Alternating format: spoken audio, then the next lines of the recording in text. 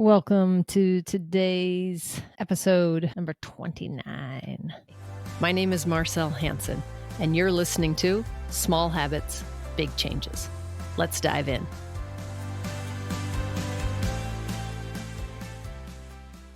All in.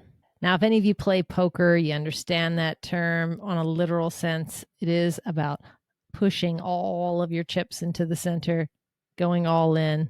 It carries some risk, obviously, but good poker players are professional poker players, people who understand numbers, understand that it is a game of odds. And if it is the correct time, odds-wise, to push it in, then you should make the right decision.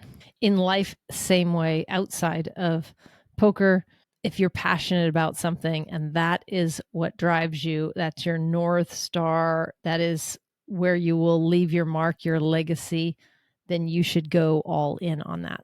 I know very few things that have gone amazingly well from the standpoint of a person who had one foot out the door, who straddled the line of, if this doesn't work, then I can always do this. It just doesn't work that way. The most success, the most fulfillment, the happiest is when you go all in on something that really drives you, on something you are passionate about, something you are obsessed about, something you love. Honestly, only you can answer that for yourself.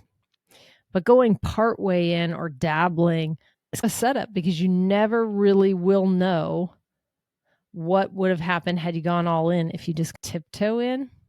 What you'll find out is what happens when you tiptoe in. See, the context is different and everything is relative. Everything is relative. And it's interesting to think how we may come to our decisions in life, how we may come to our preferences or our judgments based on a different time. Now, if you're tracking me, then imagine 20 years ago, or maybe even more so, 30 years ago, for some of us more in the middle or quarterly age, maybe growing up is a good example, not having an understanding of how to vote or how the political system works, maybe how banks operate. These are things that as you're growing up, as I was growing up, just don't understand exactly how they fit into the big picture. So you may make a judgment about them as a youngster and then grow into a new awareness through personal experience, through education, research, reading, what have you. And then your judgment may change. As you get older and you experience more and you gain that personal experience, you have different insights. You will leave the judgment, hopefully, and be flexible enough to shift from what you thought as a youngster to now what you can think as a young adult. And then maybe later, after owning a house or two, or having a run-in with the bank, or even being involved in local politics, you'll have a different perspective. As you add more experience to your life, you will hopefully utilize that experience, glean from it somewhat objective, if you can, information, and then shift your reasoning or your judgment. There are a lot of people that believe what they believe because they have believed it for a long time.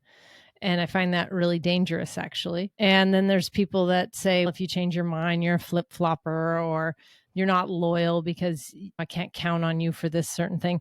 We're not talking about one's character per se. Yes, the two become influential, one another, depending on how good your decision making is. But if you believe for a certain reason, or two or three or 10, that something is true for you in this moment, then hold on to that until you have different information that would cause a sensible person to rethink that position. And then you can still hold that position, because there's really a lot of things in the world that seem improbable and they seem nonsensical, in fact. Sometimes they even seem impossible, and then until they happen. So, and I think we all know examples of that. Maybe most people would have thought, watching the Jetsons in the 80s fly around in like hovering cars and having a robot as a housekeeper or a maid it was very far-fetched in the 80s. And yet here we are. We have drones that deliver packages and defibrillators to emergency sites. We have cars that are electric that don't use petrol at all or any other form of support from an animal. We're not getting pulled around in a wagon anymore. We've graduated to the automobile, and that automobile has shifted over time. And there has been a lot of debate as to whether or not that's a good or a bad thing or a beneficial thing. And I think everyone's entitled to their opinion. And yet, my point being is when the brain is looking for safety, it's looking to keep you safe. The fallacy that so many of us subscribe to is that same is safe. Pretty close to the same word, just to replace that M for an F, but same is not safe.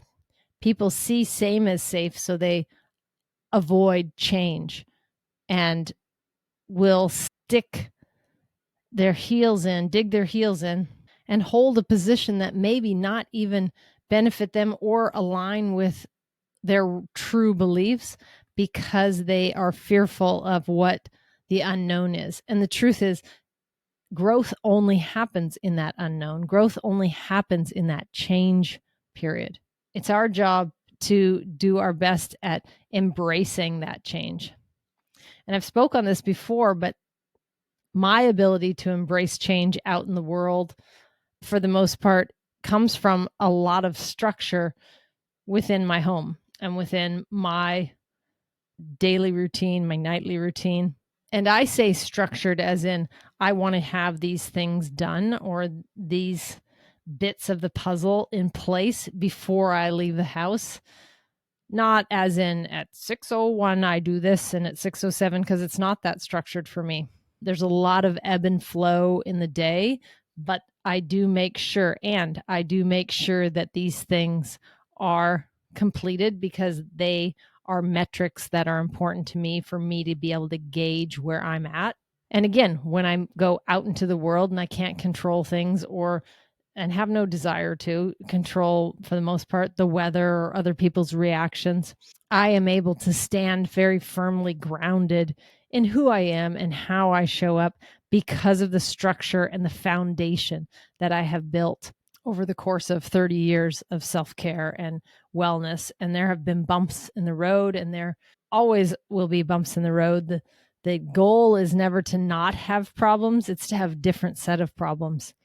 And if you have a different set of problems, you are growing. And that's a good place to be. If you are bumping your head up against the wall for the same reason over and over again, you have to break that cycle. You have to figure out what's going on. You have to shift out of it, because that is not a place of growth. That is a cyclical place of pain and perhaps some suffering, but not a necessary part of life. And as I've mentioned before, the things that I did in my 20s changed in my 30s, changed in my 40s, changed in my 50s. So this is constantly an ebb and flow and an embracing of new change and new routine and new requirements, if you will, for self-care and wellness. But my choices, while they may look slightly different over the decades, my aim is still the same. My legacy is still the same. My North Star is still the same. And how I do one thing is how I do everything. And that is fully in. I am all in. I don't half-ass much of anything. For that reason, that's a reinforcement. Like, you get what you practice. If you practice it over and over again, that's what you'll get. And so practicing showing up for myself, practicing hydration, practicing daily movement and creating movement within a somewhat busy day, or sometimes a more slow-paced day. Practicing nutrition, making nourishing foods a priority. For some, it may be local and organic as well, and ethically raised. Whatever that is for you. Practicing good sleep. They call it hygiene. I don't know why I don't care for that sleep hygiene connection, but practicing good sleeping habits, practicing being in connection with loved ones, friends, and family, reaching out. If you're tired of being the one that reaches out all the time, then too bad. Do it anyway. Not everything's going to be like, woohoo, I love doing this. But if you love the result, then you just do it. There's no reason to whine about it. Just because someone on the other end isn't able to initiate that doesn't mean the connection is not beneficial when it does exist or in between the times that it exists. Having those practices, centering, breath work, movement, as I said, the stable table, having that has really built a foundation for me to where I could probably stumble a bit and still be able to recoup and get back on track relative swiftly with ease. Imagine if you don't have those things in place, if you don't have a hydration practice, if you don't have a movement integrated into each and every day, a set of movements, some sort of exercise. Imagine if you don't have your nutrition on point and your sleeping game on point. Then when something happens outside of your domain, because these things are mostly within your control, within your influence, when something happens outside of your influence, it's really easy to get knocked off course because you weren't on course to begin with. And then you spend a fair amount of time trying to get back to where you think was on course when it wasn't even on course to begin with. Mike Tyson said, everybody's got a plan till they get punched in the face. It's true. But if you have a foundation, at least when life punches you in the face, you will have that to fall back on.